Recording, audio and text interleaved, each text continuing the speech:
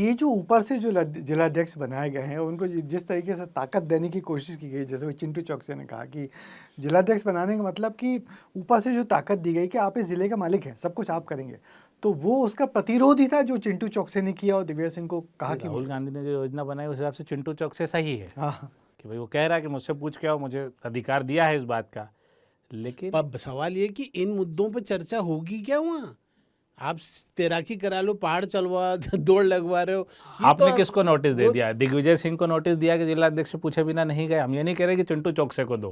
अगर आपने जिला अध्यक्ष को मजबूत किया तो आपने दिग्विजय सिंह को नोटिस दिया, नहीं दिया, या चिंटू चौकसे को दिया कि दिग्विजय सिंह की तरफ उंगली उठाई।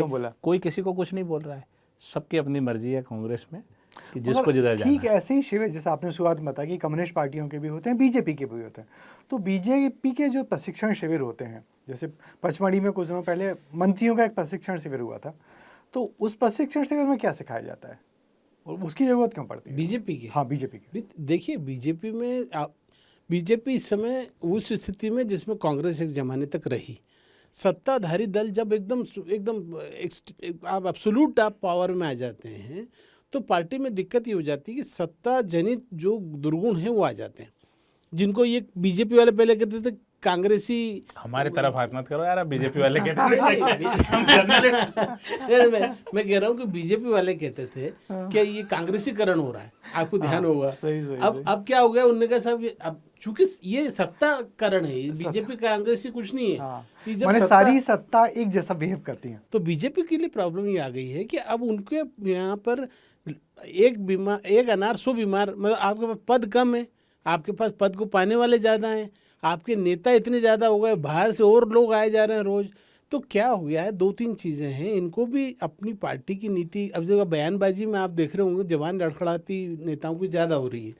तो एक तो उसको समझाना कि अब चूँकि सोशल मीडिया का युग है, छोटी सी बात 1 मिनट में बाहर आ जाती है। अभी लेटेस्ट देख लो, मध्य प्रदेश के एक मंत्री लोधी ने बिहार चुनाव में कह दिया कि वहाँ पर तो दारू मिलती है आसानी से। मतलब ये आपने उनकी अपनी सरकार को कटघरे में खड़ा कर दिया। भूल ही गया क्या अपनी सरकार? भूल गया वहाँ पे कि वो सरकार नीतीश कुमार मतलब आपके साथ चल रही है। बात दारू की थी ना, तो भूल गया था। आदमी क्या करेंगे, बात ही ऐसी थी। और उनको मिल गई ड्राई स्टेट में, तो इससे खुशी क्या बात है। मध्य प्रदेश में भी इस समय दारूमय हो रहा है। तो वो क्या स्थिति है कि आप ये देखो कि इस तरीके की इनको जरूरत इसलिए पड़ती है कि ये चाहते हैं कि एक तो संघ की विचारधाराएं जो हैं, चूँकि संघ मात्र संगठन है, वहाँ की विचारधारा से अलग हटके चलने लग, बाहर से बहुत आ गए, अब वो संघ की पृष्ठभूमि वाले लोग नहीं हैं। तो उनको बताना कि भैया ये हिंदुत्व के मुद्दे पे पार्टी चलती है, आपको इससे लाइन से अलग नहीं जाना है और आपको अपने नेता के खिलाफ नहीं बोलना है। क्या लग रहा है संजीव भाई, इस प्रशिक्षण शिविर के बाद कांग्रेस कुछ बदली हुई दिखेगी? मुझे लगता है कि टी-शर्ट पहन के और जो ये जिम और एक्सरसाइज करने वाले इनके नेता हैं, उनके दिमाग में सिर्फ एक ही बात घर कर गई है कि यूथ को कनेक्ट करना है मुझे देश भर के।